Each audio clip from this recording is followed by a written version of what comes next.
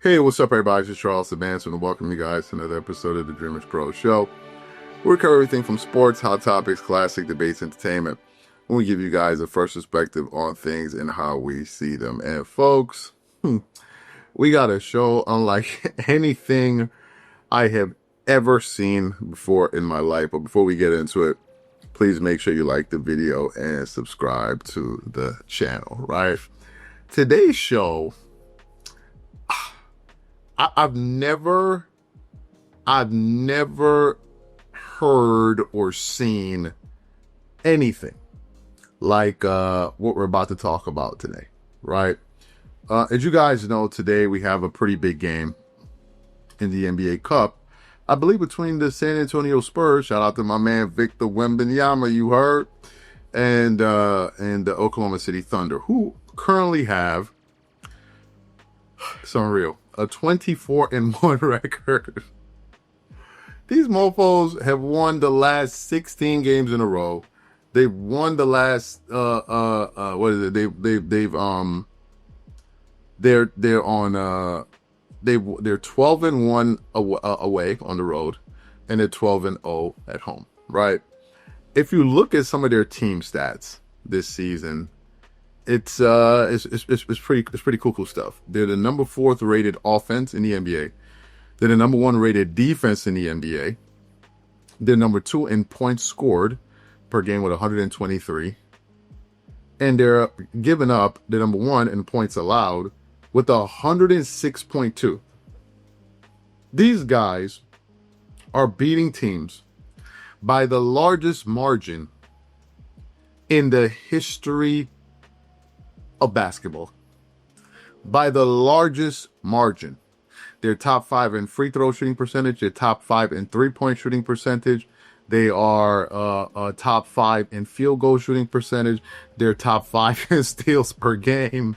They're what's some other stats here? And they're top 5, obviously, in offense. It's just cool stuff. Just cool stuff.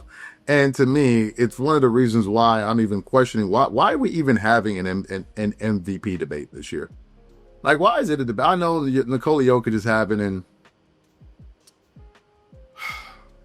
he's having a season unlike anything. But what the Thunder are doing from an historical standpoint in terms of just winning and being the best player on the best team, it's unheard of. And now we're wondering, is this team going to lose at all this year? Right? Are they going to lose at any point this year? At any point, right? It's nuts, right? Well, apparently, some people don't feel like this is a good thing for the NBA.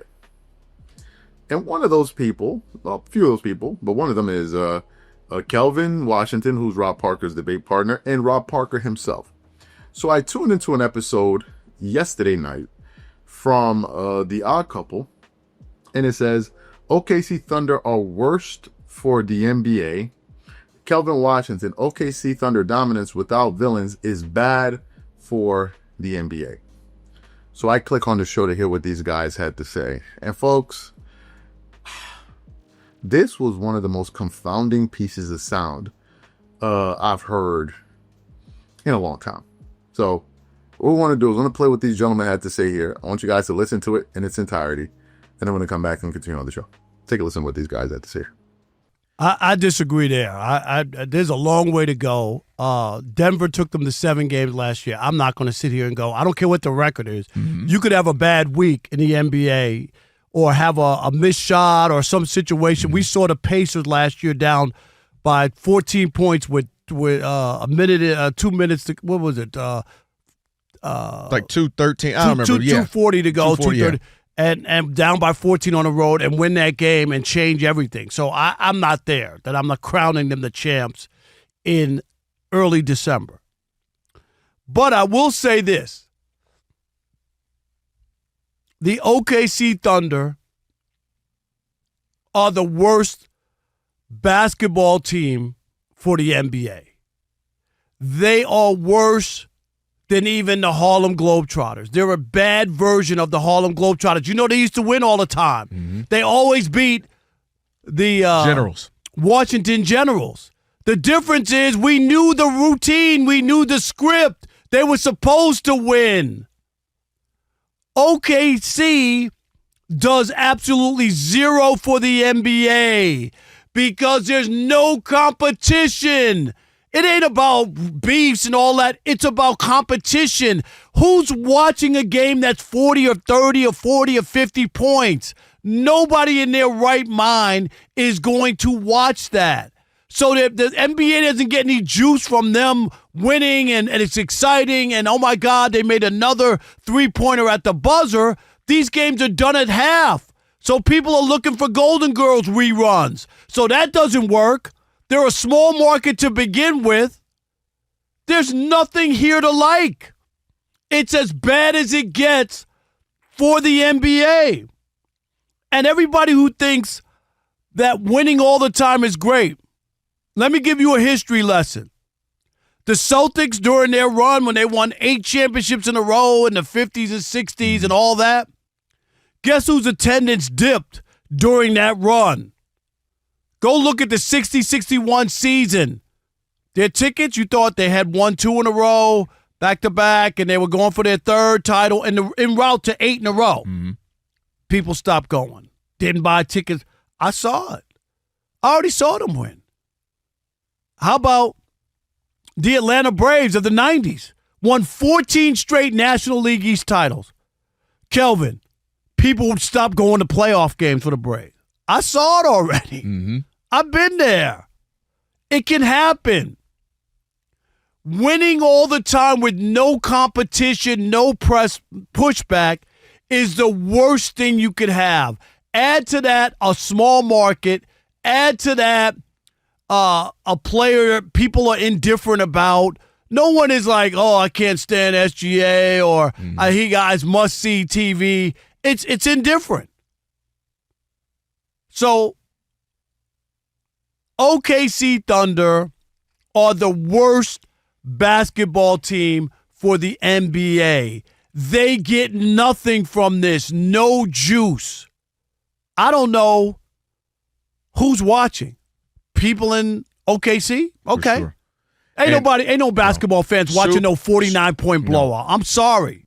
That's why I said they're the worst. Nobody. This is the worst basketball team for the NBA. And it just is. And it's their fault for being really good, and I understand it. But it's not compelling. It's not without the compelling part, without the competition part. Sports, that's what separates sports from everything else.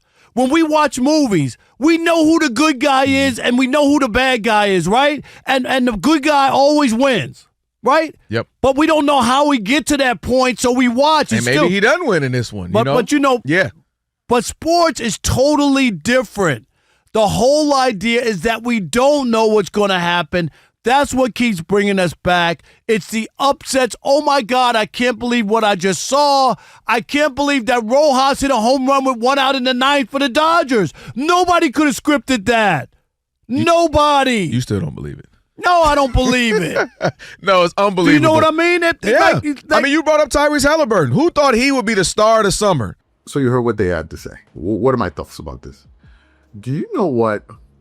While listening to them and after listening to them, I don't even know how to feel about what I just heard.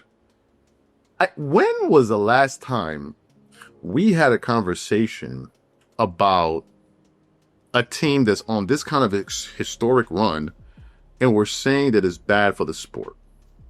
If you go back to the 2016 Golden State Warriors, that wasn't the case. It was utter excitement.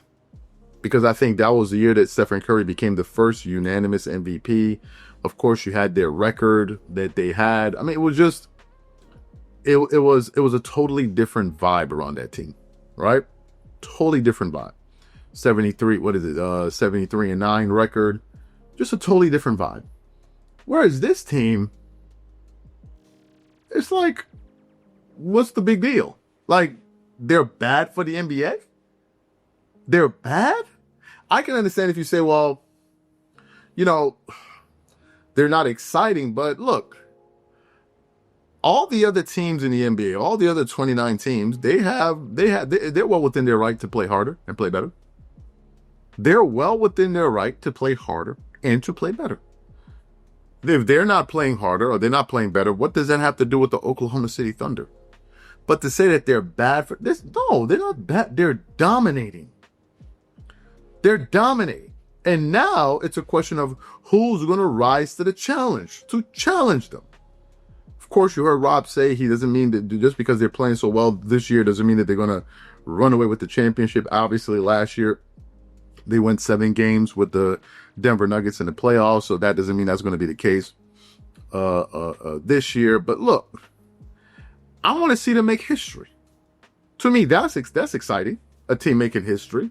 And if you don't want them to win, stop them. If you don't want them to win, stop them. It's literally that simple. But to say that they're bad for the NBA, I think that's a step too far. These are my thoughts. Whatever you guys think, please leave your thoughts in the comments, and we catch you guys on the next show. Peace.